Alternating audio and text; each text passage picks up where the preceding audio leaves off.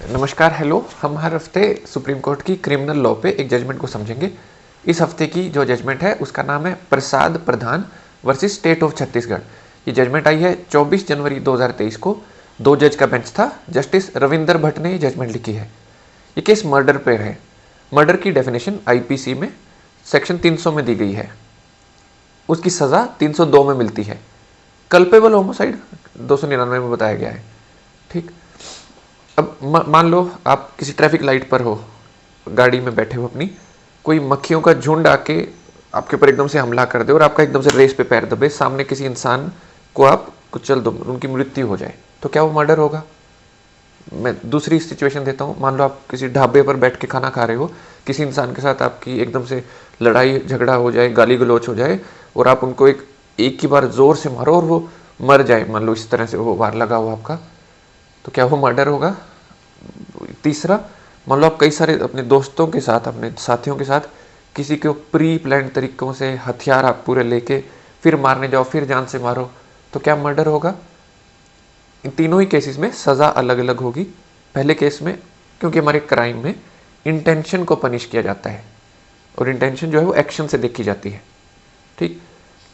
और सज़ा मर्डर की 302 में देखी जाती है, दी जाती है, जिसमें उम्र कैद से डेथ पनिशमेंट तक हो जाती है।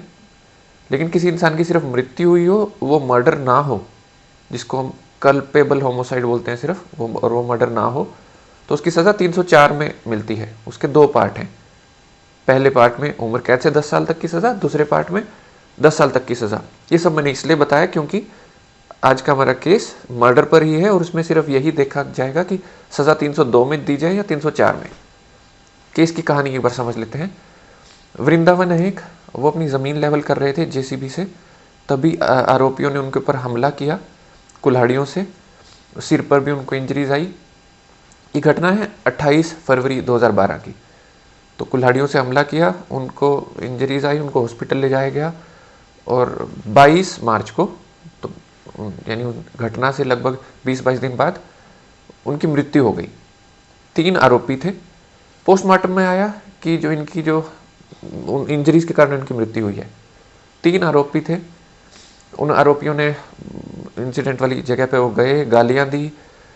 पहला आरोपी था प्रसाद प्रधान, उनके पास कुल्हाड़ी थी, उन्होंने सिर पर हमला किया है।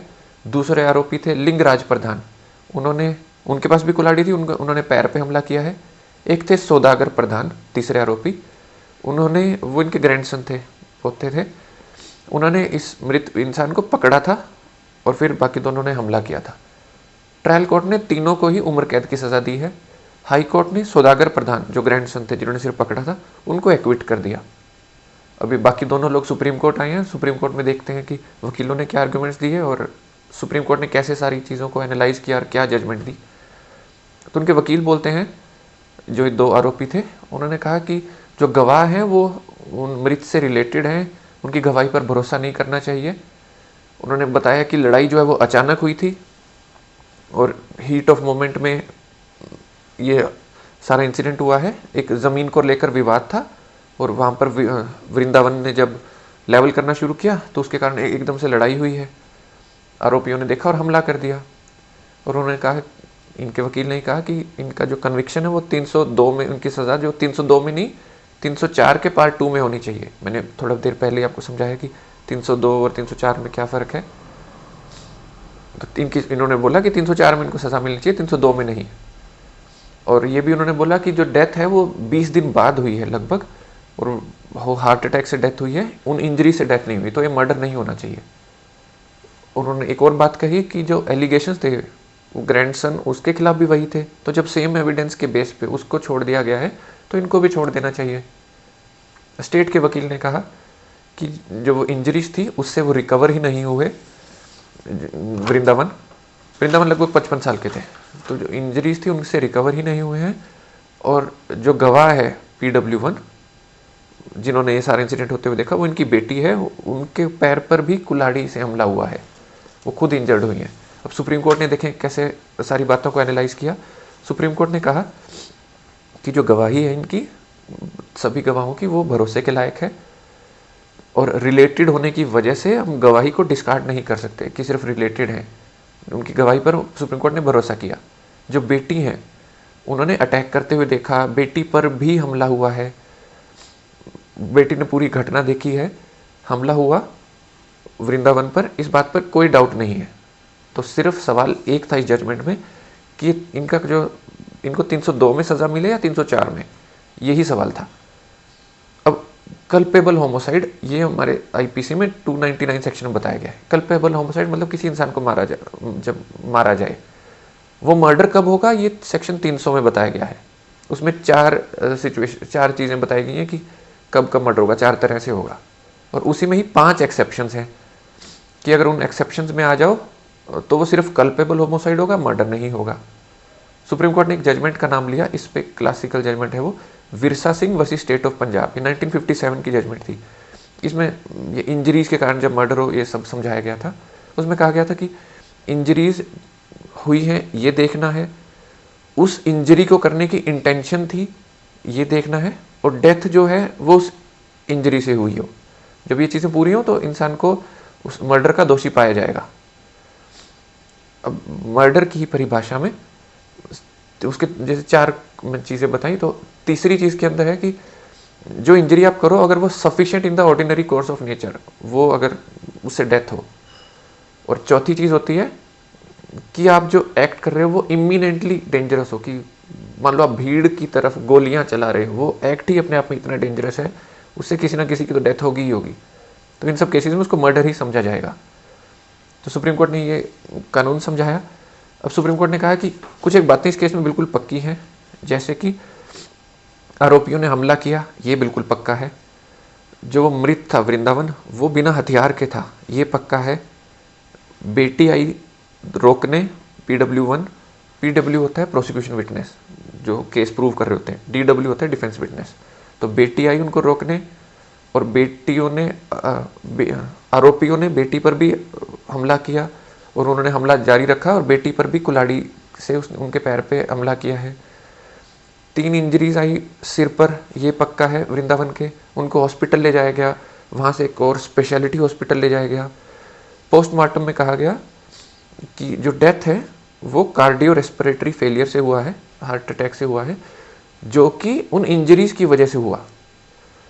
तो और सुप्रीम कोर्ट ने बताया कि पहले भी झगड़े रहे हैं इन दोनों ग्रुप्स में, इन दोनों के परिवारों में।